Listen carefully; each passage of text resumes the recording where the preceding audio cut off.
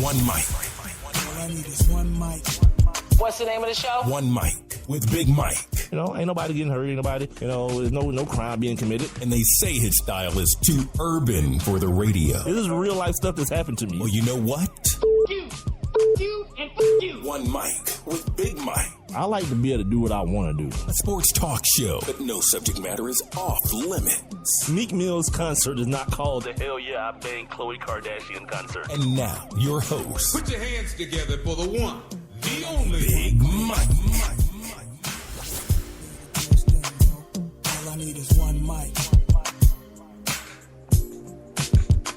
Welcome into a Friday edition, the Follow Friday edition of One Mic with Big Mike, right here on Spreaker.com and the Spreaker app. Make sure you follow the show, the number one, MIC, WITHBIGMIKE. Sign up for your free Spreaker account. And when you see the little thought bubble at the bottom of the screen, or I just noticed today that even if you're listening to the show via, stream, or you download it, you can still make comments on the show. So go ahead and feel free to do that. You guys can also follow me on Twitter and Instagram at the number one, MIC, WITHBIGMIKE, and on Facebook.com/ONEMIC, Also, the show is available on SoundCloud and on YouTube.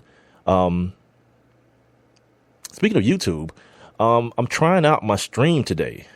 I don't know necessarily how to tell you guys how to get there yet, but I'm going to try it out tonight, see how it works out, and then, or I'm going to try it out for the first hour, and then I'll take a look or listen to it or whatever when the show is over and see how it goes and try to make some whatever adjustments needs to be made by Monday. And hopefully then I'll have a link and all those good things for you guys on Monday where you guys can check out the streaming version. Like I say, there's nothing really there to see. It's a couple of old football pictures behind me. There's a microphone in front of me and some soundproofing on the wall behind me. And then there's me.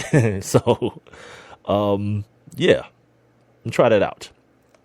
Also, before we go any further with the show, I got to make sure, shout out to all my people, or if you got people, all the people out in Southern California that were victimized by the mass shootings that went on out there. Another tragedy, man, brought on by foolish ideology.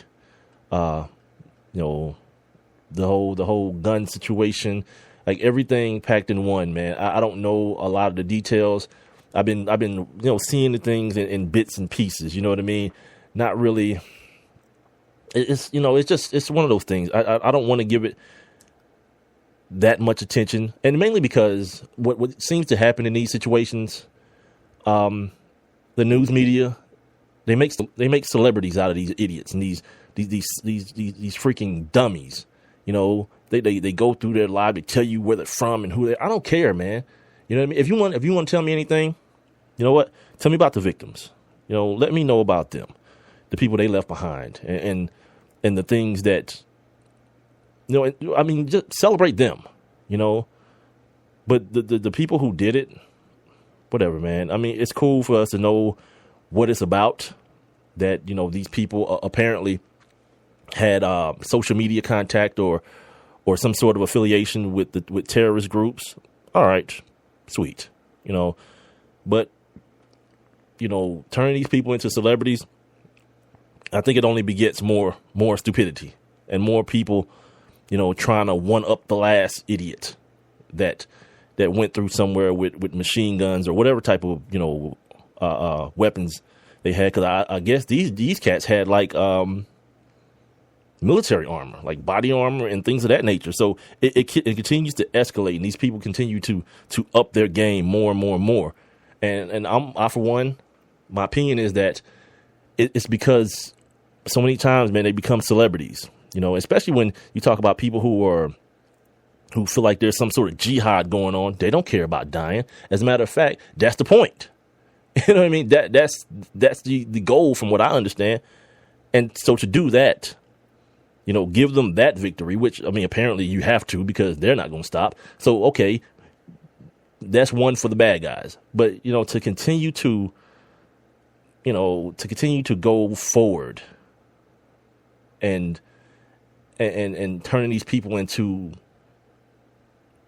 to the people who follow them and the people who think like them into heroes. Well, whatever, man. I'm good. I can't see myself too much indulging in that. You know what I mean? So, that's that. And, my heart more so goes out, and I'm sure everyone else's does too, but my interest more so lies in the people whose lives were prematurely ended by, again, foolish ideology. If you're a religious person, whatever religion you stand by, whatever it may be, yeah, I'm cool with it. I don't consider myself a religious person, but just because it's not my thing, I always tell people, it's not about disrespecting people or calling them stupid because they believe in something that they can't see. If it's what gives you comfort and it's what helps you balance out the trials and tribulations of this life that we live, by all means. My only problem is when the hate element gets introduced. You know what I mean? Like, I don't believe in these people getting married, so they shouldn't be able to. Well, screw you. You know what I mean? Who the hell cares about you and your damn beliefs? Keep them to yourself. Or, we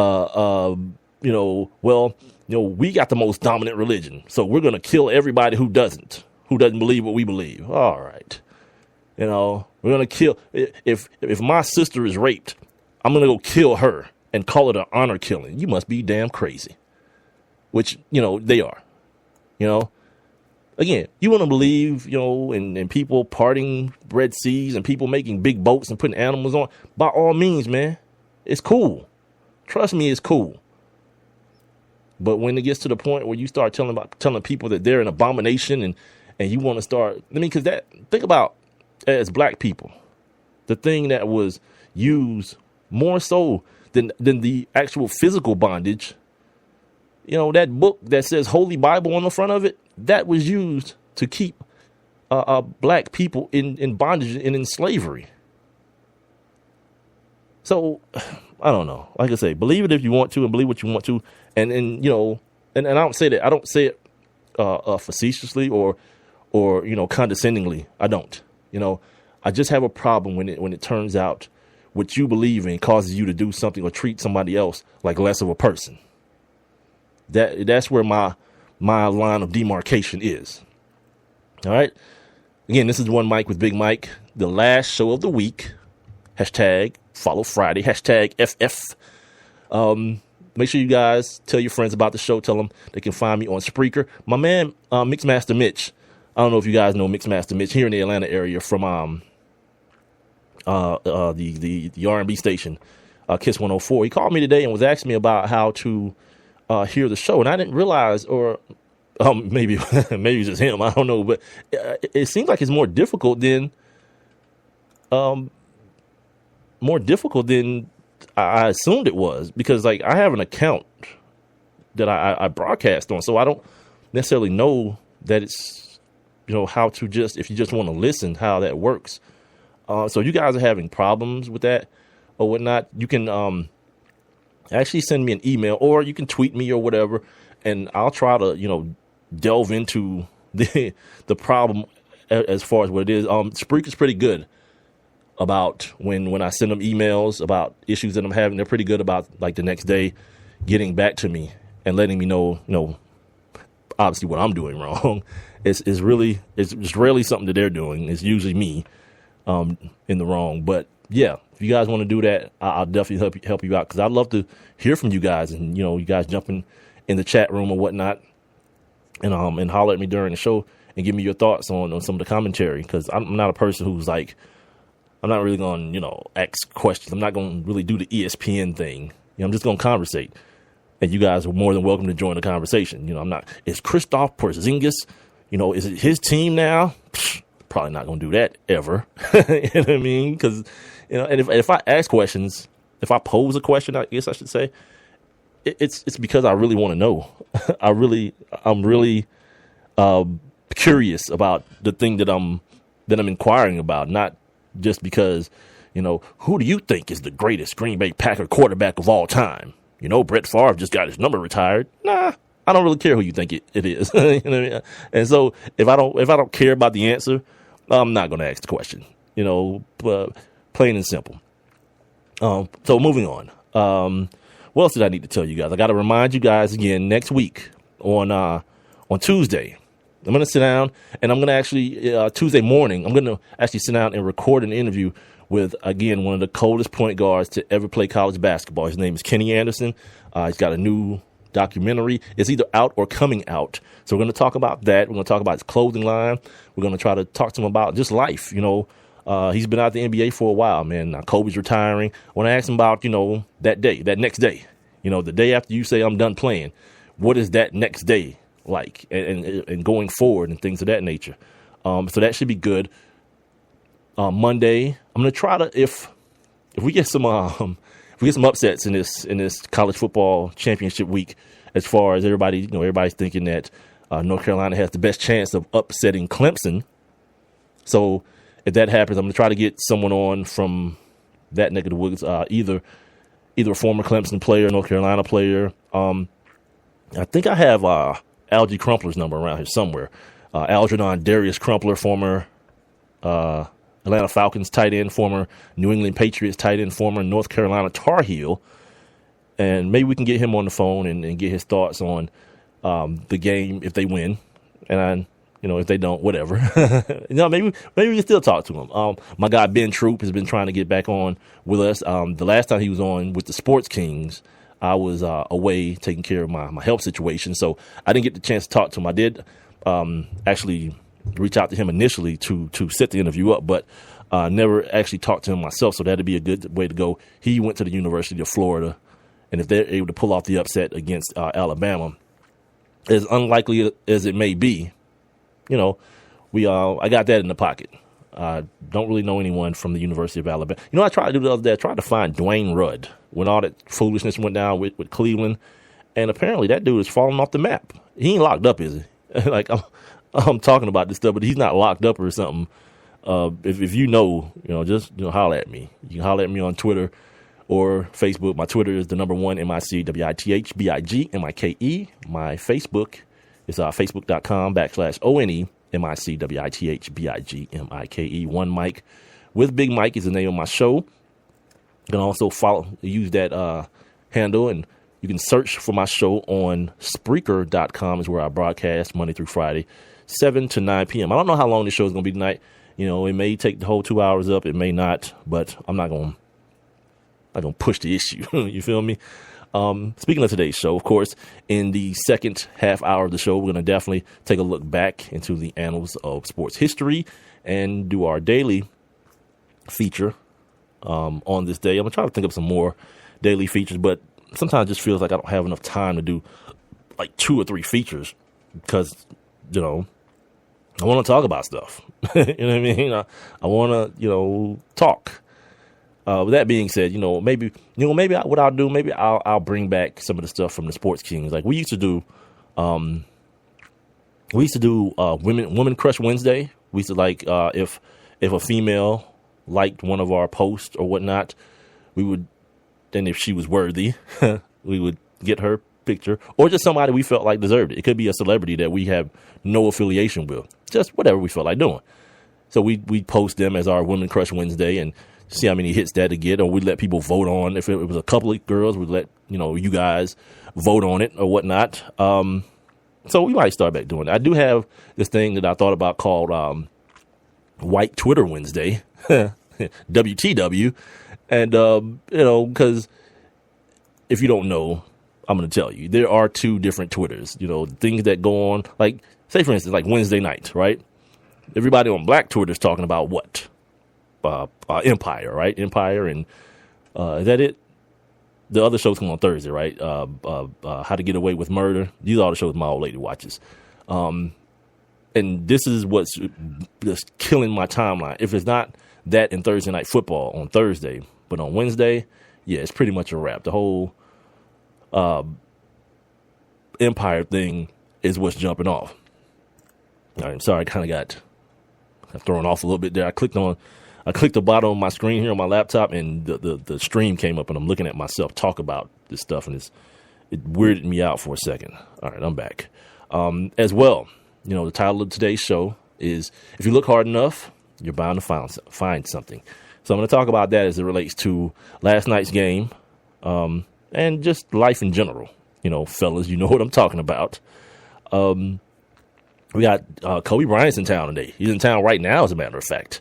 They're getting ready to take on the Atlanta Hawks down at Phillips Arena. Kobe's very last time gracing the ATL in a L.A. Lakers uniform, so it will be N-Wordville, USA, down at Phillips, because every chick is going to be ass everywhere. Like it ain't already, but, it's going to be like another dose of it, like it is most of the time the Lakers come. But it's going to be ramped up now because, everybody wants to see Kobe for the last time. Yeah, this ain't Jigga. Speaking of, today is one of the greatest rap artists of all time, Hova, Jigga Man. His birthday today. I don't know how old he is. I think he's like 45, maybe, close to, something like that. I don't know, but he's like 40-something today. So shout out to him if he's listening. Got a big football game happening down in Tampa that involves the Atlanta Falcons. That pretty much, this game is going to make, or it may not make their season, but it could damn sure break it. And so we'll get into that discussion as we move forward here in the show. The NCAA, we mentioned it. I mentioned it a little bit earlier. Championship weekend, and also I heard a very interesting conversation going on ESPN today. Yeah, surprise, interesting conversation. But it was Bob Lee on Outside the Line, so that's the one. Like, if you want to get smarter at something, Bob Lee will hook you up. He'll let you ride with him, and you'll get a little bit smarter listening to Bob Lee. All right, but a very good conversation about the lack of minority coaches in the NCAA, not the NAACP. I'm sure, but they have a lack of black coaches there too, but they don't need them. Robert Smith was involved, former Ohio State Buckeye, former Minnesota Viking. Robert Smith, Kirk Herbstreit, former Ohio State quarterback and ESPN analyst and color guy.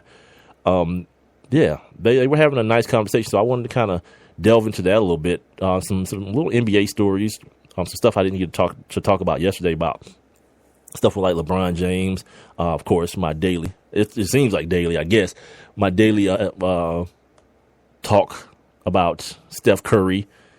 And then Nicki Minaj and Stephen A. Smith made the show today. And I don't make it a habit of mentioning Stephen A. Smith, talking about him, but today I need to make sure that you guys hear what he said today, and so you realize just how much of a damn idiot this dude is. Like, he's a stone cold fool, and I will confirm that by the end of today's show. All right, now let's start with last night. Last night, the Detroit Lions at Ford Field took on the Green Bay Packers, right? The Green Bay Packers have been reeling. Lost a couple in a row. They came off their bye week. I think they were like 4-1 coming out the bye. They needed to win desperately. And when I got through doing the show last night, I go downstairs and I'm like, oh, hell, the Lions are pushing it in on the damn Packers. What the hell is happening? Like, I'm thinking to myself, what's really good, And immediately when I see stuff like that going on, I immediately turn my attention or my thoughts to, what's going on here with the Atlanta the Falcons, because I'm always the one that's like, all right, zoom out and understand this. Like, there's some struggle. Like, we talk about Matt Ryan and how he's struggling throwing the football. Well, the guy who last year, everyone, you couldn't find an argument where anyone would dispute you about Aaron Rodgers being the best quarterback in the National Football League. And then come this year, and then people want to start talking about because Jordy Nelson's gone. Like, look, Jordy Nelson is a baller. Me and one of my guys on Twitter, Matt, right, at Only One Mr. Green, were talking a little bit. I think it was last year. He was talking about like the best receivers in the league. He may not have even been talking to me, but I chimed in because he didn't mention Jordy Nelson or Demaryius Thomas, and his reason for not mentioning them is because he felt like they had like upper echelon quarterbacks. Well, I kind of felt like I always feel like there's a marriage that goes on. You know what I mean? Like you put Sammy Watkins up there with, Brian Fitzpatrick. Is that his name? The Fitzpatrick quarterback. It's gonna look crazy, man. But Sammy Watkins, and now him and Tyrod Taylor have kind of developed a little chemistry.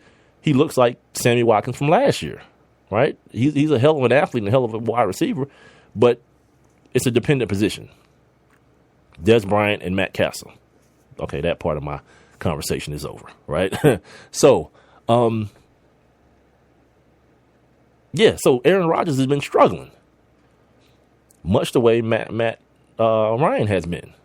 So I turn on the TV and I see 17-0, and mind you, I got plenty of stuff going on my DVR. So I'm like, ugh, okay, yeah, we're gonna watch this thing, right?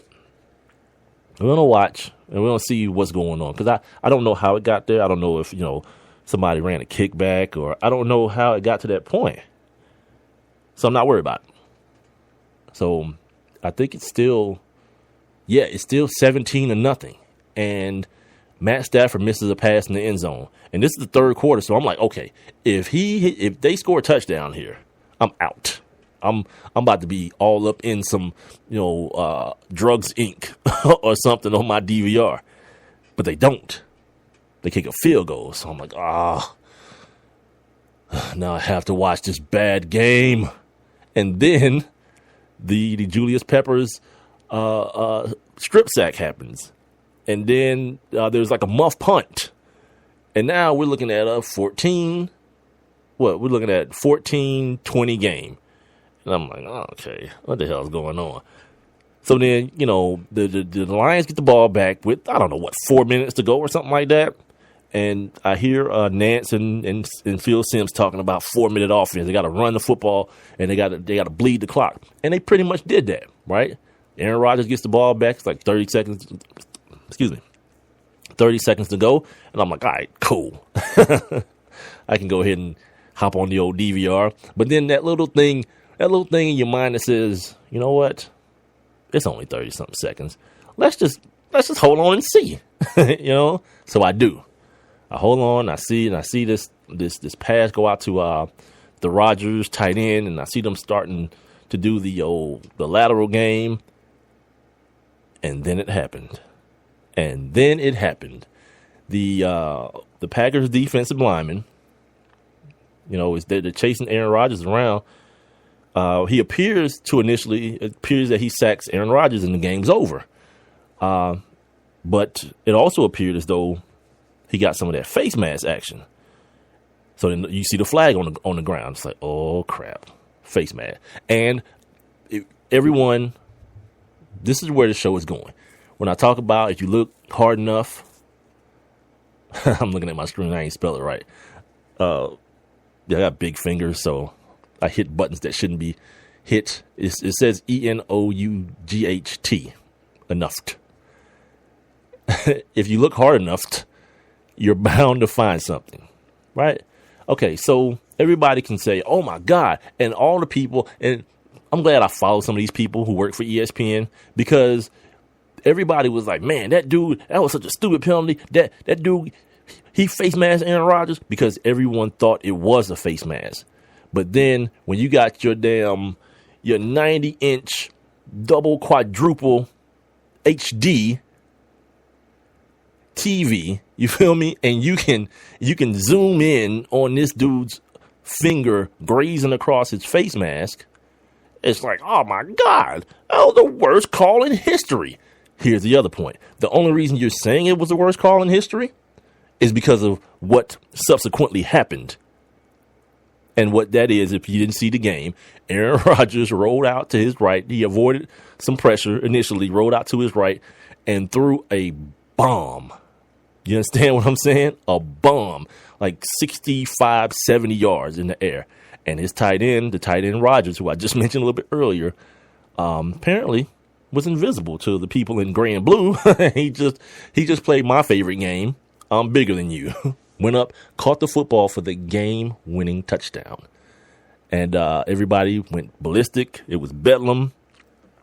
And then ESPN did what they do. And everybody, the NFL, they got y'all. Oh, they got y'all. They put that hook. They put that bait on that hook. They throw it, they cast it out there, and you suckers bite every time. Instead of being reasonable about what you see, on what you're actually looking at. You know, the referees didn't cost the Lions that game. Did you just not hear me say a few minutes ago? They were up 20 damn points in an NFL game. And I always talk about this. At a certain point in the game, as a play caller, right, you just got to start doing math. You got to say to yourself, how many possessions does the other team have left? So the thing you can't do is you can't start throwing the ball around, stopping the clock, and you can't give them an extra possession. The Lions did both of those things.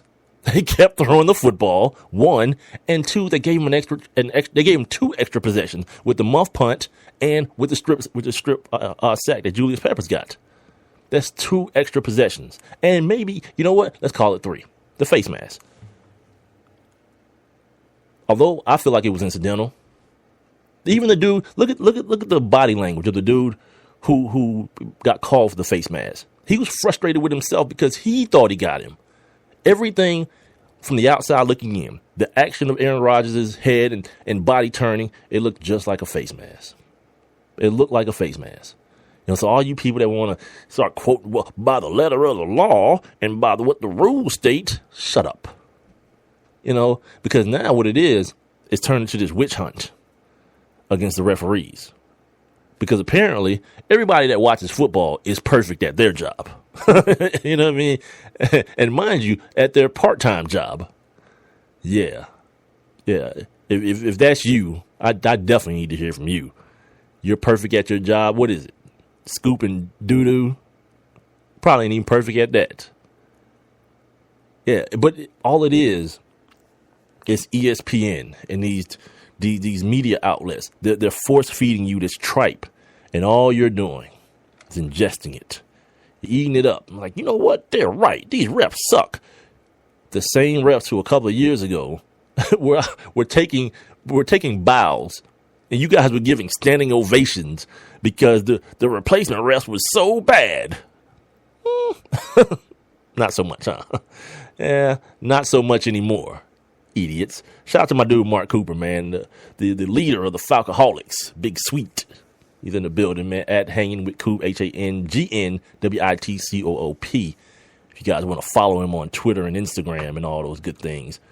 Yeah, when we come back though, since Coop is here, I'm gonna finish this conversation we'll do on this day, but we gotta talk about the Falcons. Because, you know, the show I did Monday before last, I talked about the panic button. Right? If they lose this week, ain't no buttons to be pushed. It's just over. It's a detonation button. Just blow up. And I'm not, before I use that term, because people around here hear that. They think it means fire everybody. Well, yeah, he might be right. We got to blow it all up. You know, cut Matt Ryan. First of all, got to do that. Got to cut Matt Ryan. We got to sign Roddy to another 5-year deal. You know, just stupid stuff starts coming out of people's mouth when they hear that. So, no, I don't mean that. I'm just saying it's going to be a catastrophe. It's going to be a total catastrophe if they can't find a way to go down to Raymond James and get a win from Jameis Winston and the Tampa Bay Buccaneers. So when we get back right here on One Mic with Big Mike, we'll talk about all that. There's one thing you can never have sex without. It's not something you buy. Or something you take. In fact, there's only one way to get it. It has to be given to you, freely. It's consent. Because sex without it isn't sex. It's rape. Consent.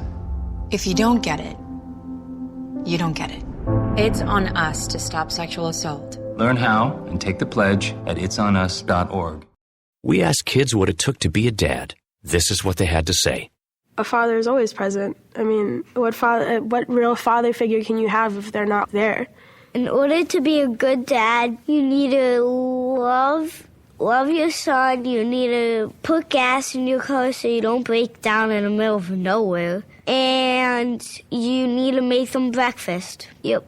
I mean, just to maybe play like a board game with me, or to just stay home and play some video games with me. Just to do like that one little thing is what I really look forward to. I'm not asking him to be a perfect dad, but he should try. He's just a constant force in my life. There's no other type of love like a dad's love because it's not comparable to anything else. Take time to be a dad today. Call 877-4DAD-411 or visit fatherhood.gov. Brought to you by the U.S. Department of Health and Human Services and the Ad Council. It's the Rock in the building. Khalid. Ramel. Terrell in the house.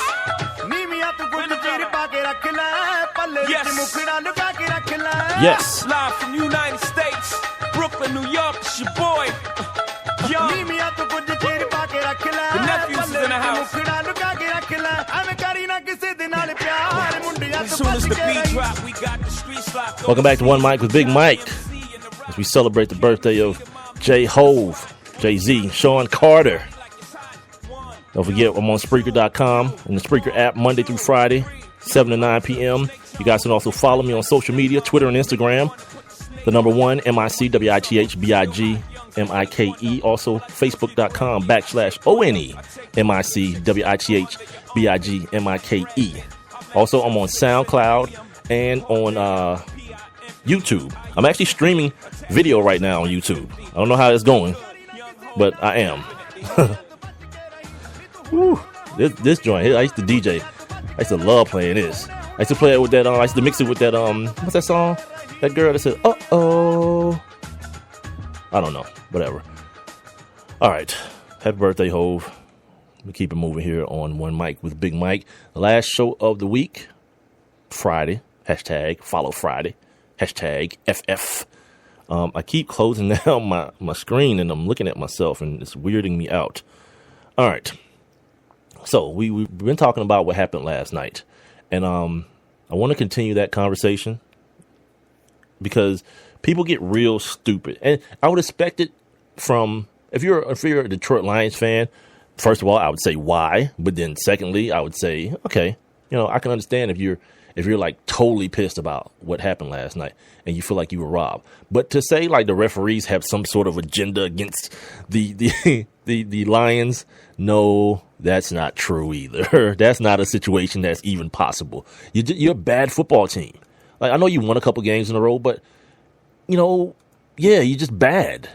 That, like, to say like Matt Stafford's wife is talking about how the ref screwed the Lions again. And I guess she's alluding to what happened against the Seahawks.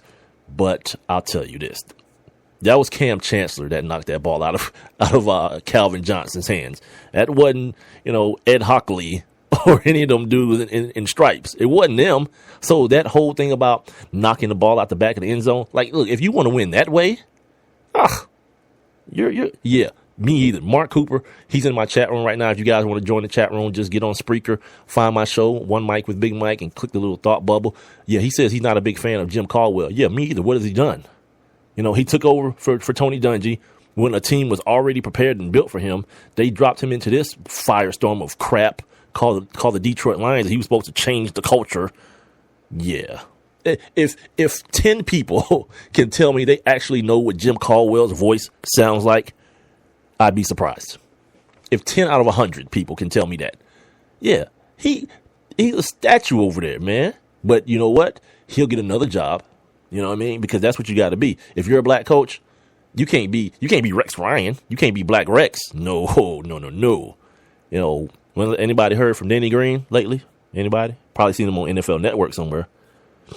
You don't hear his name up in no. Like, people still be hollering out that until Bill Cowher was like, no. I'm not. I'm comfortable behind this desk with Boomer and Bart Scott, who's terrible too. I'm comfortable, right?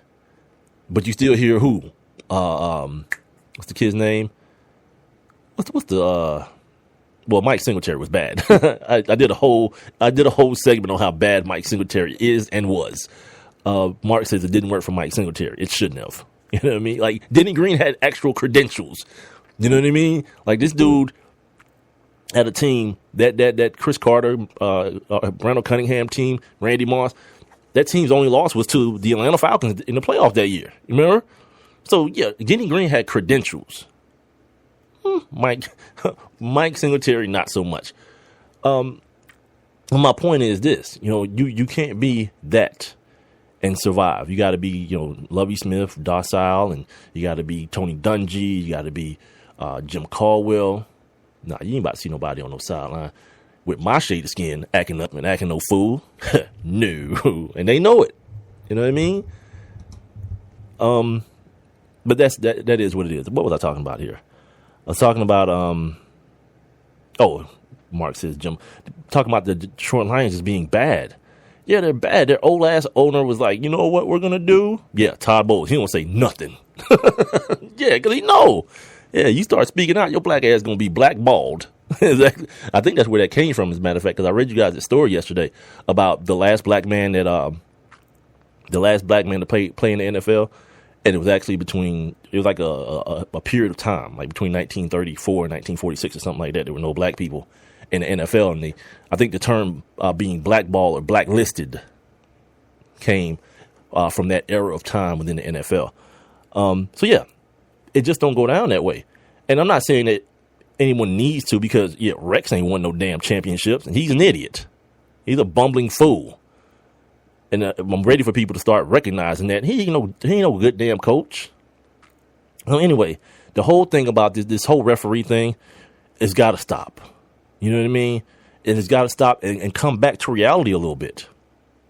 Now, as I said the other day, if you're gonna be bad, just be bad consistently. So personally, I know what to expect of you. You know what I mean? And I think that's my bigger problem. Not that because that call last night wasn't bad. It just inevitably ended up being wrong. It was the correct call because of the action and what you see in regular speed. It was the right call. And don't start hitting me with that reviewing penalties crap, man, because that a 3-hour game is going to be 5 hours. And nothing's going to get overturned. We're going to review the holding. Well, the holding call stands, It's going to be so many of these things are too subjective to go down that road with. You know what I mean? So no, that's not the answer. The answer is just understand what's happening to the world. Things are getting, like, everyone has a damn voice. A lot of people don't. Most of the time, the biggest idiots are the ones that use it. You know what I mean? You feel like sometimes, and it happens to our kids, right? They feel like if 20 people say something bad about something they post, that's the whole world coming down on them. Yeah, there's billions of people in the world. No one cares that much about you, Cindy. But we've been conditioned to believe that that's what it is. Man, Twitter was blowing up about this. You mean because 12 people said something? That's different. Can you see? Hold on. So wait, Mark, are you looking at the live stream, sir? I'll get back to this whole game situation. This is more important. So Mark, can you see the thing? Because you asked me what am I looking at. I'm looking at my screen. I'm looking at my I got a lot of stuff going on, man. I'm like an octopus. I got my notes on my computer. I have my my console up. So I'm moving around the elements, the next batch of commercials and things like that while I'm talking. So I'm doing a little bit, sir. This ain't just me sitting here talking and doing nothing, being a bum. Anyway, the whole thing about the referees, understand what's happening to you. You're being sheep herded again by the machine that is ESPN. I was reading an article today. It's one of those things where every year is something. It's player conduct. It's domestic violence. It's what was the other thing? Every year it's the replacement refs. Every year it's something that the NFL, ESPN, all their partners, NFL Network, they're going to give you to sink your teeth in. And this year it happens to be the refereeing and the calls and all this kind of stupidness. And at the end of the day, you know what's not going to happen? You ain't going to be like, it's Sunday. Let me go antiquing instead of watching football. You're not doing that. So calm down. So getting back to what I was saying about the consistency. Be consistently bad. You know what I mean? Like, for example, if Golden Tate, that what happened to him? Oh, by the way, Lions fans, yeah, the referee got it out for you. Golden Tate gave up an interception in the end zone, and they gave him a touchdown. Devontae Freeman right here in Atlanta did the same thing. Incomplete pass. Yeah, they just miss, man. They like all of the rest of us that work. They miss.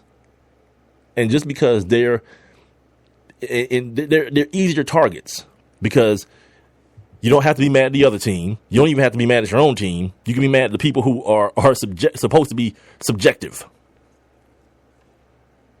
Yeah, don't continue to be idiots, man. Don't do that to yourself. It's a bad look. You know what I mean? Just understand that human error happens.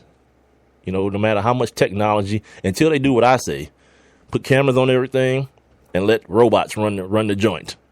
Yeah, put cameras and sensors and everything and let robots run it and fire Ed Hockley and the rest of them dudes.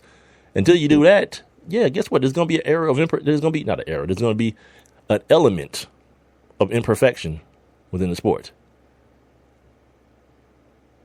Everybody got me? Everybody good? All right, now let's take a look back. One mic. Well, we can't do it that way. We got to do it this way. Now, let's take a look back. On this day.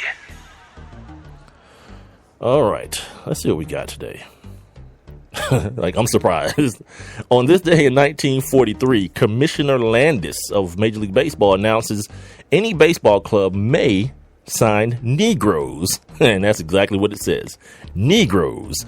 And then 4 years later, Jackie Robinson became a Major League Baseball player. So it was like, you guys can if you want to. And everybody was like, I'm not going to do that crap. And Branch Rickey was like, okay, I drew the short straw. Let me go find me an N-word and put him on my team. And that N-word ended up being Jackie Robinson. So there's that. And then they made that terrible movie about his life. God, that movie was so stupid and terrible. On this day in 1949, Bob Gage, he actually tied an NFL record at the time with a 97-yard touchdown run, later to be broken by 1 million people, Tony Dorsett being one. Actually, Tony Dorsett is in my notes today. Hopefully we can get to that when we start talking about head injuries and different things within this whole garbage about player safety, because that's where that flag came from last night, erring on the side of safety, right? The NFL, again, they don't care. Oh yeah, that was the other thing. The other thing that they put on the old fish hook, player safety, concussions. They threw that one out there and get you guys. Now everybody thinks they're a damn brain doctor, right? Look at him. You got to be concussed, and I'm guilty as hell too. Every time I see somebody stumble, I'm like, yep, he's drunk. I just call it being drunk, punch drunk. On this day in 1961, Floyd Patterson KOs Tom McNeely in the 4th round for the heavyweight boxing title. I have some other stuff here. Well, William Roden, guy who wrote the $40 Million Slave, he wrote a very interesting article about Jack Johnson. I learned a little bit right before I started the show. I was reading that, man. It was pretty powerful stuff. So hopefully I get a chance to share that with you guys before we get out of here today. And if not today, I'll keep it and then share it with you guys when I can. On this day in 1961, the smallest crowd in Madison Square Garden history happened on this day because of a snowstorm. 1,300 people braved a snowstorm to go see the Knicks. How about that? And they're on my TV, not right in this minute. It's on commercial, but yeah, everybody's favorite foreigner, Porzingis, is on my TV. I'm gonna check him out tonight too, and I'm gonna begrudgingly look at some of this Hawks game. You know what? I may not. I'm gonna keep it real with y'all. I may not. Because I don't want to see Kobe look like that, man. I don't. Especially now. He had 31 in the last game. Oh, get ready for like 4 tonight, cuz. Yeah, get ready for that. On this day in 1961 as well, the 1962 NFL draft, in the 1962 NFL draft, Ernie Davis from the University of Syracuse was picked by the Washington Redskins after resisting to put a black player on the team. They went ahead and took Ernie Davis. And if you guys don't know the story of Ernie Davis, he was like the next guy after Jim Brown. He's supposed to be better than Jim Brown, a guy who many people feel like the best running back in NFL history. Ernie Davis was said to be better than him, but he ended up catching, I think it was cancer or getting cancer. And he died. He died way before his time in many people's opinions. And he was never, his potential was never realized. I say it that way. On this day in 1964, baseball approves a free agent draft, meaning just a draft. They approved an amateur draft. On this day in 1964 as well, the commissioner's office was given full powers in baseball disputes. On this day in 1993, the second ever SEC championship game saw Florida beat Alabama. Number 9 Florida beat number 16 Alabama 28-13. I read a stat like this the other day. Another Florida victory over Alabama. Could we see one on Saturday? Many people feel like no, but I'm always of the opinion that there's a reason that you play the game. You know what I mean? That you don't just pick them beforehand and no one shows up because everyone thinks Alabama's going to win. On this day in 1996, first year of college for you, boy, the Orlando Magic tied NBA record for the fewest points scored since the inception of the 24-second clock. They lost to the Cleveland Cavaliers 84-57. And finally, on this day in 1997, the NBA suspended Latrell Sprewell. I read to you guys yesterday they suspended his contract or terminated his contract. But then the NBA came in the next day, which will be today, and suspended him for 1 year after he attacked PJ Carlesimo and choked him out. No, he didn't choke him out, but he choked him at practice. And ladies and gentlemen, that is your Friday, your hashtag follow Friday, hashtag FF edition of On This Day. All right. You know what, man? I'm happy, man. I'm glad to know that this stream thing is working. This is awesome. So, yeah, I'm gonna run this. I think I'm gonna run this. And, well, I'm gonna see what the numbers look like. Yesterday, I gotta thank you guys too. Yesterday, man, was a monumental day for the boy. The most listens. Yeah, I'll say listens. I've had since I started the show on November 5th, last month, and tomorrow would make 1 month for the boy. I won't be doing a show tomorrow, but tomorrow makes a month.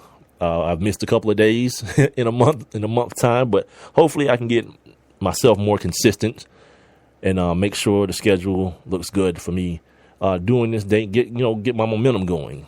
Started putting guests on this week. Last week actually felt good about that. Had more guests this week. My guy Torrey, Terrell Troop, DJ Shockley joined me.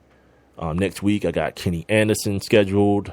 Branson Wright from the Plain Dealer, maybe Ben Troop. So things are moving. And I'm happy with the progress. What I'm leading up to is at the start of the year. Hopefully, the start of 2016, I can launch my website and really, take this thing to another level as far as promotion and getting things, to a point where, where it's good, where I'm getting, big numbers a day and not, being glad about I am grateful, but, the more the merrier. So then sponsorship dollars can start coming in and things of that nature. Right. All right. We'll get back to this. We might touch on this, the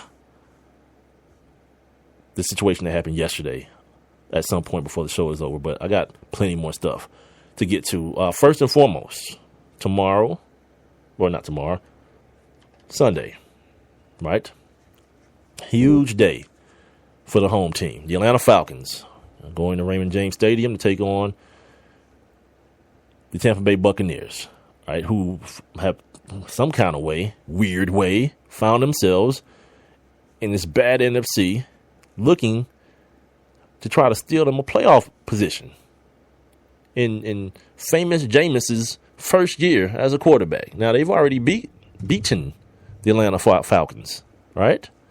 So it's losing tomorrow, or I keep saying tomorrow, losing on Sunday could be a double whammy for the Falcons. You know, when you talk about tiebreakers, they've already lost the first one. Head-to-head matchups, done. You know, I don't know what the conference – I think the conference record is or maybe the division record, then the conference record are the next two tiebreakers. And I don't know what those records are. Maybe I can pull them up real quick here. I don't know what those two records are for each team. But either way, let's not get it twisted. Let's not act like here in Atlanta like this isn't a game that could possibly end the season for this team. 1 o'clock on Fox. They'll definitely be shown here locally. You know, and if things start going bad, yeah, I'll be on NFL Red Zone checking out everyone else play football, because I told you guys I'm allergic to bad sports watching. Like, speaking of, I just turned to Fox Sports, and you know, somebody's all up in Kobe's face while he's trying to warm up for the game, and I just don't know, y'all. I don't know if I can ingest any of this. There's my dude, white man named Jerome Jurinovich, my guy. But anyway, the Falcons get Devontae Freeman back this week. They get Devin Hester back. I don't know what that means. That the second name means, because here's the reality. I talked about yesterday about putting our favorite athletes, and great athletes in these bubbles. Devin Hester is the prime example of a bubble guy. You know what I mean? Like, he's Devin Hester. In 2015, he's Devin Hester in name only. You know what I mean?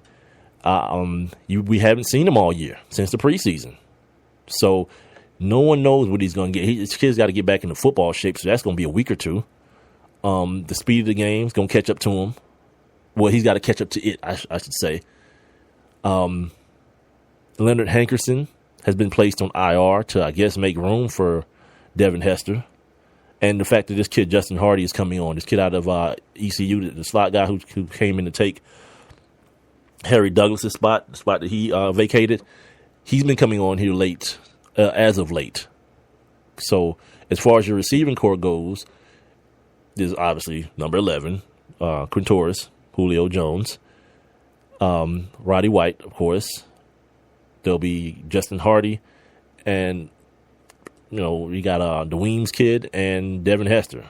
That's what it looks like right now. I don't think the Falcons need to really be worried about that right now. I think the biggest, not necessarily concern, but the focus should be this week, run the damn ball, man. Like, if you got a quarterback that's struggling, help him. Give him some easy stuff. Give him some screens. Have the offensive line come off the ball with some good runs, those type of things to kind of make him more effective in the play action game. I think you're going to need to do those things against Tampa Bay this week. Good news for the Falcons is the kid that had the big game against them, I think he's suspended for PEDs. I meant to check on that, but I think I saw where he's got a four-game suspension. I think he's still in like the third game of it or something this week. I'll check on it, but I think that's the case. But they still got Levante Davis. But I still think running the ball, that, and on the other side of the football, you got to find a way to get some pressure. Like Jameis Winston, first of all, you got to stop the run. You got to stop Doug Martin, first of all, on the defensive side of the football. And then you got to get to the quarterback. He'll give you opportunities. This kid has been sacked, I think, 22 times this year. Jameis Winston, I'm referring to. So you got to find a way to get to him and get him on the ground. Not those Coy Bierman almost got him sacks. No, get him on the ground, or at the very least, get him off the spot and make him make throws that he doesn't want to make. Make him force that football. And the problem is going to be this week, size. You know, they got two monsters, Mike Evans, Vince Jackson, and they get Safarian Jenkins kid back this week, the tight end back, which everyone knows a good tight end is, especially a young quarterback's second best friend to a running game. So it looks like Jameis Winston will have his full complement of weapons, and the Falcons, it's really, you know, to not, you know, see, And Mark's in the chat room. He said blitz them all night, make them remember. That's easy. Like, people think that that's the answer to everything, but but there's one thing that blitzing takes. It takes communication and trust. You know what I mean? Because big plays come from the defense blitzing. The defense can get big plays, but the offense can also get big plays. So if you're comfortable with Robert Alford and Desmond Trufant, who I think are both like 5'9", 5'10", man up on the outside with 6'4" and 5", Vincent Jackson and Mike Evans, by all means, send the house, cuz. But when it starts going bad, that's a hole you're gonna have to climb out of, because once you get beat the first time, you get gun shy. You know what I mean? Like what did Mike Tyson say? Everybody got a game plan till they get hit in the mouth, right? Yeah. So you can go and the thing about understand who your head coach is. That's not in his nature. You know what I mean? The Seattle Seahawks line up and they play their defense. They line up and they play their base and feel like they're talented enough and disciplined enough, and they trust each other enough and they communicate well enough to make it happen out of their base stuff. So he's not customarily known as a big pressure guy, just like the guy on the other sideline, Lovie Smith. You know, King Cover 2, which is antiquated and outdated.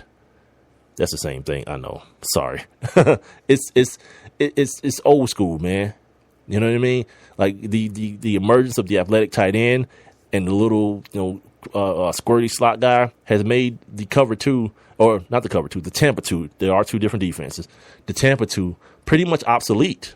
You know, you can kind of mix it in there, but Lovey, from what I understand, people who know the game say that's kind of a misnomer anyway. He runs a lot of cover 3, just like here in Atlanta.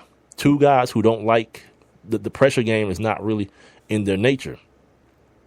So, yeah, Mark, I see what you're saying. Mark is saying after 4 losses, you got to throw something different in there. I would say this, you know what I mean? Because again, it goes back to understanding what you're seeing. Do they really have to do something different, or do they just have to do the same things but better? You know what I mean? Like, just how about we don't throw it to the other team in the red zone? How about we don't do that? You know what I mean? Or throw it to the other team when we're backed up. How about we start there? See, that's nothing that has nothing to do with scheme. That's just being disciplined and taking care of the football. You know what I mean? Defensively, this team hasn't played terrible defensively. I mean, they probably played as well as you can probably you could have probably anticipated them to play when the season started. They came into the game against the Vikings, which was shocking to me as the number 1 run defense in the league. But here's the thing. I'll always say this, and I can't take credit for this. My man Sterling Sharp said this. Well, one year when the Vikings were in that position, where they were leading the league in rush defense, but they were last or near last in pass defense. And he said, hell, why drive when you can fly? The reason they're so high in run defense is because, and now I'm talking about the Atlanta Falcons, you don't get no pressure on the quarterback. So if my quarterback's not going to be pressured, I get down the field a lot faster with the passing game, than I do with the run game. So that stat can be misleading. I don't know exactly what the Falcons are against the pass, but to hear that stat, it may be alarming at first. Like, what? The Falcons defense is number 1 in something? Well, calm down, because that stat can be misleading. You know what I mean? Like, we're number 1 in pass defense, but every week somebody's rushing for 500 yards. You know what I mean? Because I don't need to throw the ball on you. So, again, let's take it for what it's worth. They're not giving up a lot of points, and that's the biggest deal of all, keeping the other squad out of the end zone. And the defense is doing a good enough job of that. I just don't think they're doing a good enough job based on what's happening around them of getting game-changing plays. Those games that, those plays that win and lose ball games on defense. All right, on the other side, I'm going to talk a little bit about this Hawks game coming up here. Not a lot, just, the Hawks have been very inconsistent. So I want to talk about that a little bit, and we'll move on And we'll get into some of this college football and maybe touch back on. I gotta give you guys the Stephen A. Smith thing because it's so idiotic and so stupid. I want to see because it always sounds like I got something against Stephen A. Smith. No, I just got something against stupidity, and he at times exemplifies it. So we'll do that on the other side. You must have thrown 1,000 pitches teaching him to hit a home run. Spent countless Saturdays running routes so he could learn to hit an open receiver. Endless afternoons teaching him how to hit the three-pointer. But how much time have you spent teaching him what not to hit? Teaching boys that all violence against women is wrong is one of the most important things a man can do. Learn how to start the conversation at teachearly.org. Brought to you by Futures Without Violence and the Ad Council. Hi, I'm Layla Ali. I might be undefeated in professional boxing, but there's one problem even I can't fight alone. Childhood hunger. Over 17 million kids in America may not know where their next meal is coming from. That's 1 in 5 children. Yet billions of pounds of surplus food produced right here in America just get thrown out every year. That's more than enough to feed every last hungry child. That's why the Feeding America nationwide network of food banks gathers surplus food and gets it to hungry kids before it goes to waste. But they can't do it without your help. Join me in supporting Feeding America and your local food bank by going to feedingamerica.org. Together we can knock out hunger. Together we're Feeding America. To help solve hunger in your community and to find your local food bank, visit feedingamerica.org. Brought to you by Feeding America and the Ad Council. One mic. All I need is one mic. What's the name of the show? One mic with Big Mike. You know, ain't nobody getting hurt, ain't nobody, there's no crime being committed. And they say his style is too urban for the radio. This is real life stuff that's happened to me. Well, you know what? You, and you. One mic with Big Mike. I like to be able to do what I want to do. A sports talk show, but no subject matter is off limits. Meek Mill's concert is not called the Hell Yeah I Banged Khloe Kardashian concert. And now, your host. Put your hands together for the one, the only Big Mike. All I need is one mic. 1 hour down, 1 to go. Final hour of the week. I appreciate everyone who's joined me all week. Like I said, man, thank you guys so much for helping me increase in numbers and all those good things. Had the most listened to show that I've had in the month that I've been on yesterday, man. So hopefully I can continue to grow it from there and continue to do bigger and better things on the show. Once again, this is One Mic with Big Mike. I am Big Mike. Spreaker.com is where you're hearing the show, or maybe you're listening to it via the app. If you are, make sure you share that with everybody you know. And then once they do, they can sign up for their free account and then follow my show. And once they do that, I'm broadcasting live Monday through Friday, 7 to 9 p.m. They can click on the little thought bubble and jump on in the interactive chat room. You can also find me when I'm not here. All weekend long, I'll be on my Twitter and my Instagram at the number 1 MIC, WITH, BIGMIKE, One Mic with Big Mike. And on Facebook.com, go ahead and like my page and, favorite it or whatever you do on Facebook. Facebook.com/ONEMICWITH BIGMIKE. You know what? I was sitting there trying to find I had some sour dudes, man. The ghetto version of Sour Patch Kids. And I don't know, like I got these, like if you can see the thing here, I got these sour belts, but I was looking for the little ones, man. I know I didn't eat them up. They're gone. What is this Mark saying to me? They're 15th in Pass D and 10th in Run D off of one game? Like, all last week, they was like, yeah, the Falcons are number 1 against the run. Nah. Somebody's wrong then. Because you can't go from like 1. Because Adrian Peterson didn't run for 300 yards last week. You can't go from like 1 to 10 in a week. Oh, God. See, here I am talking about ESPN making you guys dumber. I think I am. I think I'm guilty of the same thing. Lastly, I forgot to tell you guys, this Falcons fans, check this out. I heard earlier today, I think Josina Anderson You know, sometimes like she's a little tricky something.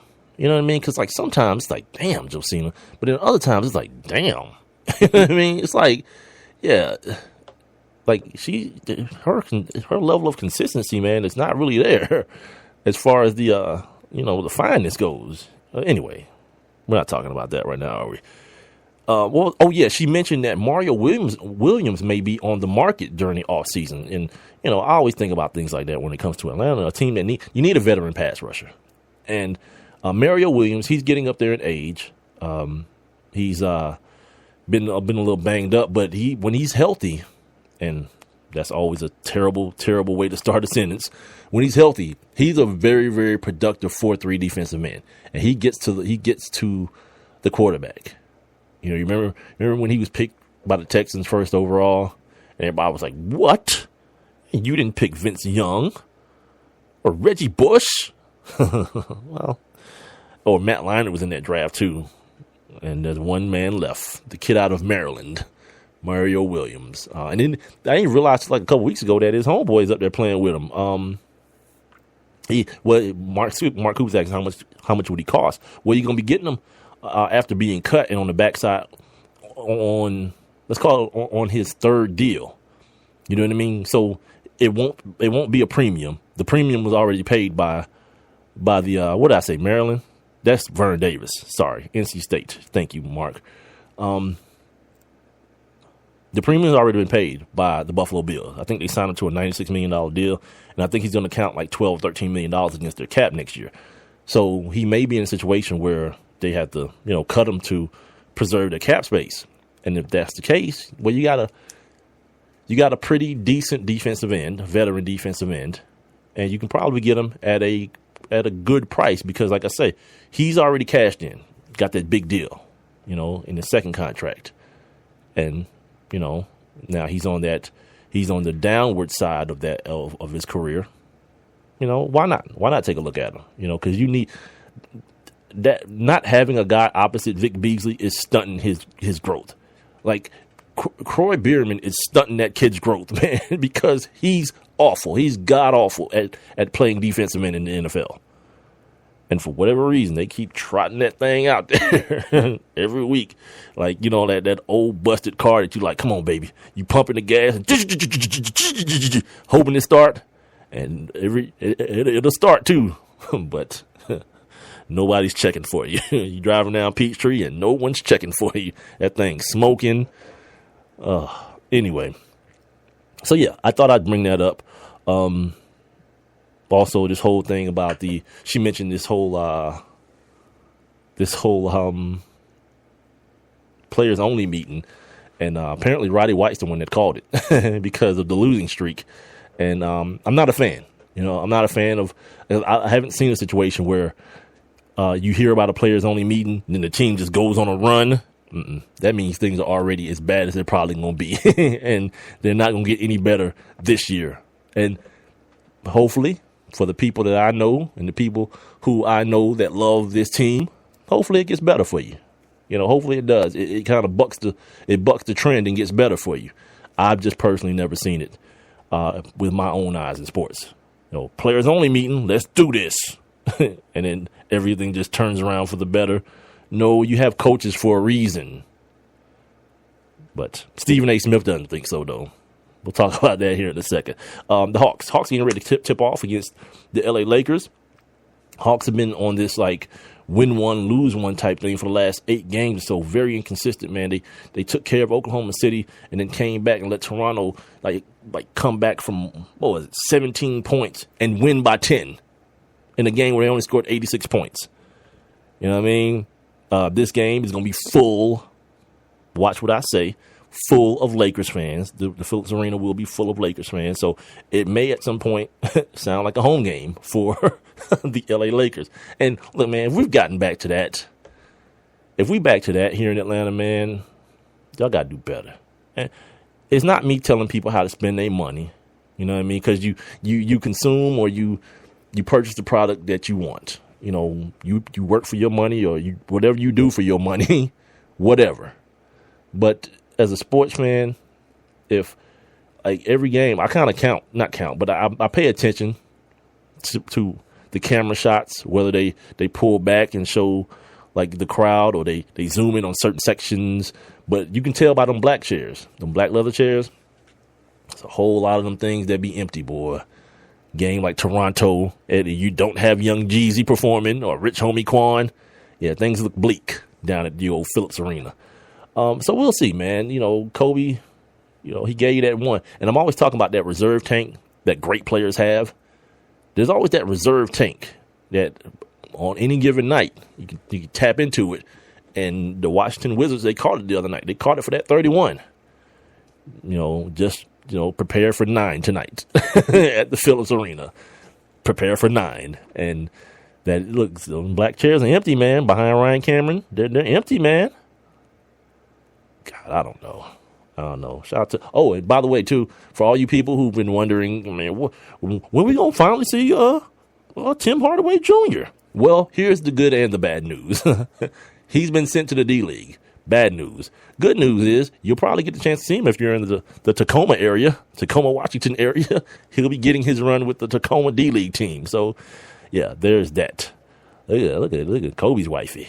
She's on some I woke up like this type stuff. Good for him and her. You remember everybody thought she was like the biggest hoe ever. People used to, like his dad, his mom hated her. Good for them, man. They making it work. They making that thing last. Got over the whole Colorado thing. If you haven't seen Kobe's documentary, man, you got to see him. And particularly when he talks about that era, that time in his life, and how the stress caused his wifey to miscarriage.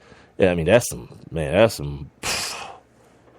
Yeah, and everybody was like clowning the $8 million ring he bought her afterward. Thought it was some type of apology for the Colorado situation with the bride. Nah. And now, looking back, maybe that $8 million ring wasn't enough. Like, dude, she lost a kid, man. You know what I mean? Her pregnancy was lost. That's deep. But anyway, that's what's happening here locally. Hawks, Falcons. Moving on. In other NFL news, we found out who is going to be the Super Bowl 50 halftime performer. It is going to be Coldplay. So what I did today, I said, let me Google Coldplay's greatest hits or whatever, and I saw on YouTube they have a top 10 of Coldplay. I probably got to 4 because I was watching Highly Questionable at the same time. So I got to like 4, and I may have recognized one song, kind of. It may have been like on a truck commercial, but I don't know any of the songs. So halftime will mean nothing to me. And the reason I thought I might, because I didn't think I would last year, but then I realized my lady listens to, she listens to the top 40 radio. She don't listen to like the ratchet stuff I listen to. So like if I'm in the car with her, but sometimes I won't even change the radio. I just let it stay on whatever she's listening to. And like, who was it? Katy Perry, right? That did the halftime last year. Or was it Taylor Swift? One of those white girls. Katy Perry, I think. Right? Did the halftime last year. And I was amazed at how many songs I knew that she was singing. I was like, uh-oh, this might be problematic for the kid. But then I realized what it was. Subliminally, they went into my ears while I was in her car. And, I got tainted. So this year, it's who did I say? Coldplay. See, I forgot that easy. But I just saw an article before I started the show that there's a possibility that Bruno Mars and Queen Bee, Beyonce, might be joining the performance as well. So, a little something for everybody. Bruno Mars is a little bit more pop. I guess Coldplay would be considered rock. They're a British group. Learn that. And then Beyonce is urban. She's urban pop urban, whatever you want to say. So cool on that. I saw something very interesting also today. Something that I mentioned during the Sports Kings days. The NFL was doing, for lack of a better word, I'll call it a contest for people to design different concussion technologies or concussion prevention technologies. And the article that I was reading a couple of months ago had to do with some guys that were in the military that had designed helmets for the military, and the winners were I want to call it announced, but the winners were selected today. And one of the military guys or one of the military people did get it. Here's what won. An impact absorbing helmet, a concussion, or not a concussion because I'm illiterate, a cushion for artificial turf, and a rubberized tether that slows down the speed of the head snapping back after a collision. So I'm assuming it would be like tethered to the front of you so your head doesn't go back. I don't know.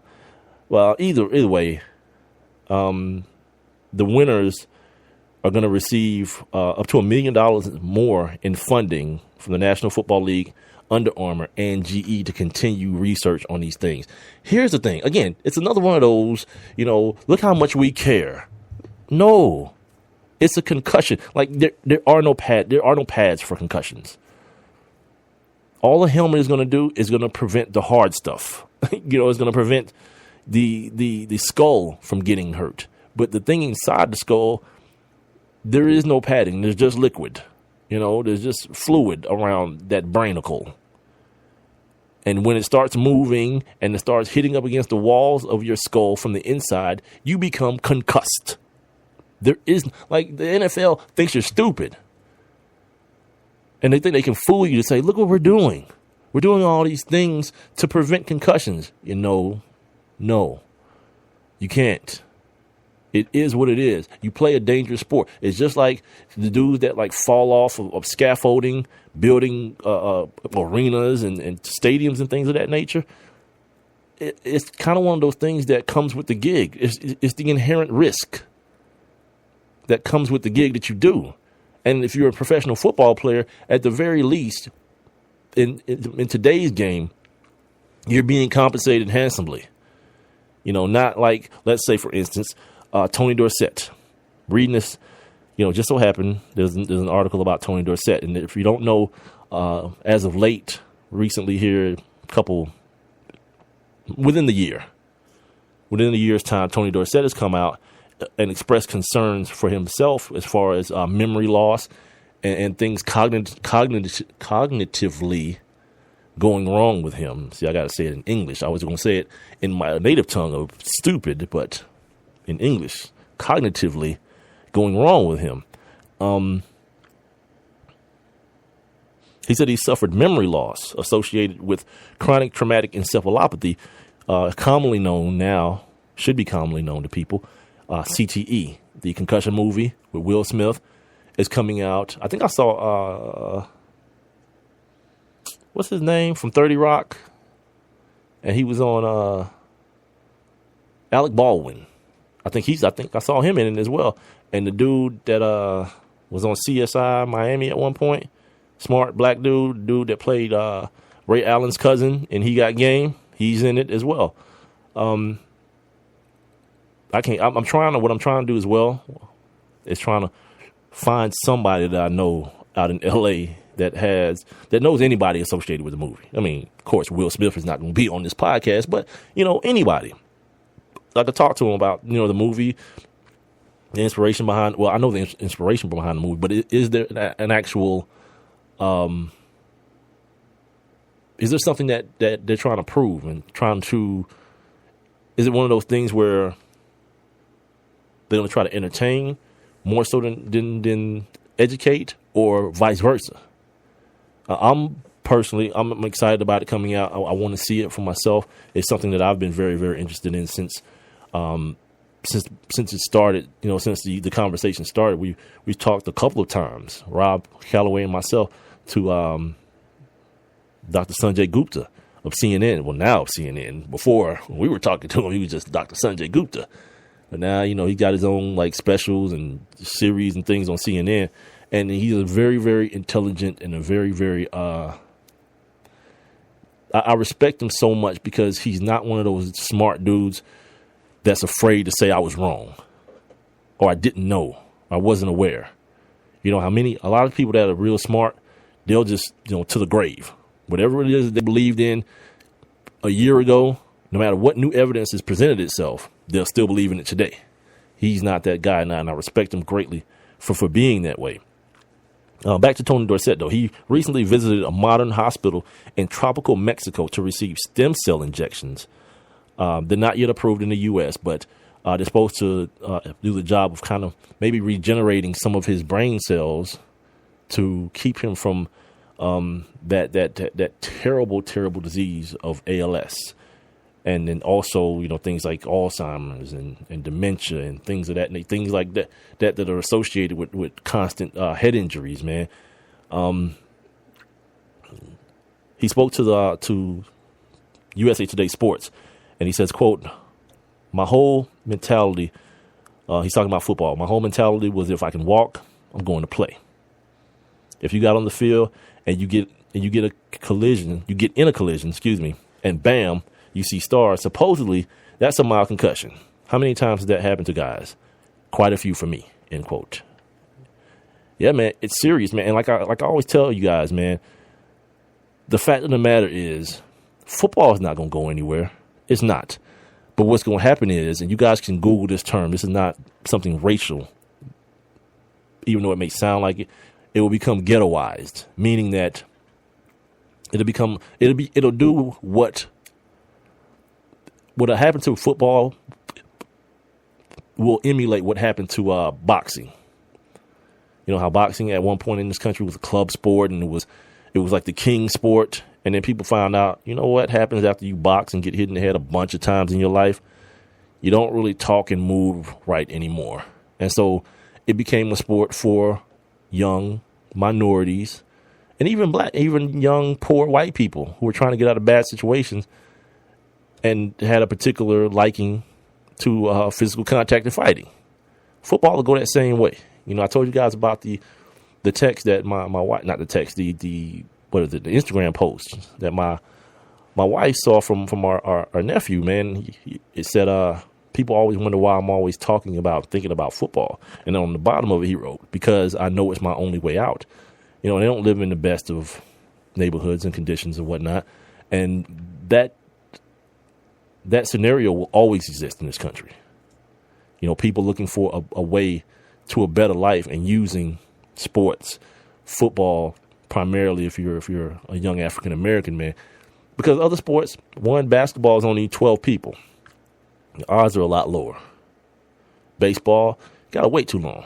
You know what I mean? You might be lucky enough to be one of those kids that get a signing bonus while you're toiling away in the minor leagues. But if not, you're riding around on buses, living 4 people to a room, and all this kind of. I've heard the horror stories. By the way, shout out to Sweet Lou Williams, man. I forgot he's on the Lakers, coming off their bench, back in town. The turnip is gonna be real tonight. Ho ho ho ho! Lou back in town. Yes, indeed. Well, old guys like me just turn on down. But Tony Dorsett finally finishing up with this. He says, quote, "If you ask me if I'd play again, I'd say hell yeah, I'd play again. But I would play it again and be a little more careful," end quote. Man. And he also says, the question that everybody asks, guys who go through that, guys who've had long playing careers, they ask him about his grandson. Would he let his grandson play football? He said, yeah, if you want to. I think Tony Dorsett Jr. also went to Pitt, if I'm not mistaken, and had a cup of coffee in the league at one point. So, yeah, this concussion stuff is not going away anytime. The NFL hopes it will, because they know there's nothing they can do about it. But their objective is to get your mind off the fact that they knew the effects, the long-term effects that it would have on their players, and they hid the information from them, and additionally gave them false information, saying it ought to be all right. Nothing's going to be wrong with you, and then people started killing themselves and going crazy, and people started contracting things like ALS, and every time you cut somebody's head open, they find the calcium in their brain, the calcium deposits that tell you that you're suffering from CTE. So it's weird, man. But moving on, right here on One Mic with Big Mike, I am again Big Mike on Spreaker.com and the Spreaker app. The show can also be downloaded at a later time on Spreaker or on SoundCloud or on YouTube. I'm YouTube streaming right now. I said I was going to do it for an hour, but I forgot to turn it off. And I think it's still going strong. Everything looks red and everything. So I think everything is still, I think I'm hammering away here. So I'll check it out when I'm done, and I'll see what's what. And if it's legitimate, we'll do it. We'll do it consistently, man, and we'll keep the thing moving. I think I'm supposed to be able to get like messages or something. Oh, you know what? Oh, I know what happened. I'm not on. I'm streaming on a third party situation, so it's not my YouTube thing. All right, so let me open that up and see if it's. I just bit my damn tongue, and see if it's any different as far as the messages and stuff. I don't know. I mean, I'm doing it, but I don't see anywhere you can. Oh, here it is. It says chat right here. Oh, I guess it just shows up if somebody. Hey, Mark, write something on this chat thing, and let me see if it shows up. It's like a little chat thing onto the right. Write something on it or something. I don't know. Do that. Anyway, college football this weekend. Championship games. You got the Big Ten championship. You got the Pac-12 championship. Of course, you got the ACC championship. And you have the SEC championship featuring Alabama and Florida. The ACC being North Carolina and Clemson. The Pac-12 being USC. The other USC. University of South Carolina. No. The University of Southern California. Damn it. The University of Southern California. And Stanford. A team that I want to see them in the playoffs. I don't think I will, because I don't think North Carolina will beat Clemson. And I think that's the only way Stanford gets in, or if Florida beats Alabama, which I don't think that's going to happen either. And then who else? You got Michigan State and Iowa. That's just a playing game, quarterfinal game. Somebody from that game is going to get in. You know, win or lose, or whoever wins is going to get in. Is what I mean to say.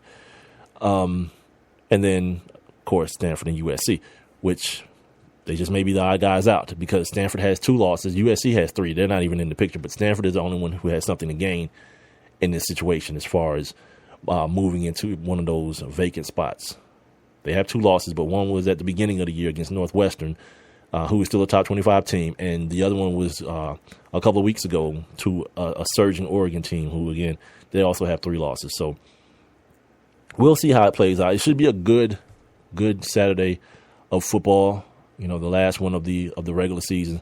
So, you know, we'll have fun with it, and then we'll come back on Monday and we'll talk about it. Getting to the end of this segment here, tell you what I'm going to do. I'm going to come back. We're going to take a short break here, because I'm not going to sit up here all damn day if I don't have to. So we'll take a little short break and then come back, and I got to talk to you guys. We're going to talk NBA, and I got to tell you guys or let you guys hear what screaming Stephen A. Dumbass Smith had to say about Steve Kerr and Luke Walton as far as their job, the job that's been done out in Golden State. So we'll do that coming up next. One Mic with Big Mike on Spreaker.com and the Spreaker app for your iPhone, or for your Apple, your Android, and your Windows device.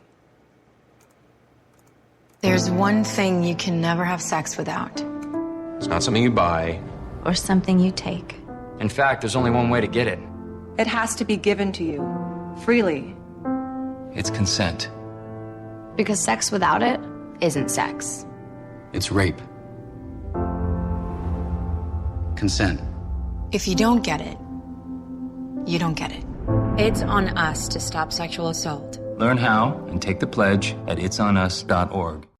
You must have thrown 1,000 pitches teaching him to hit a home run. Spent countless Saturdays running routes so he could learn to hit an open receiver. Endless afternoons teaching him how to hit the three-pointer. But how much time have you spent teaching him what not to hit? Teaching boys that all violence against women is wrong is one of the most important things a man can do. Learn how to start the conversation at teachearly.org. Brought to you by Futures Without Violence and the Ad Council. Wear a mean dark pair of shades. You can't see my eyes. unless my head is bent. It's my turn now. No lie, you know this. Brooklyn. Outside, it's like showbiz. It's my turn. Playing pity pat with a chess player. Brooklyn. Brooklyn get paper. Shout out to one of the best to ever do it, man. Jay-Z. Celebrating the birthday today.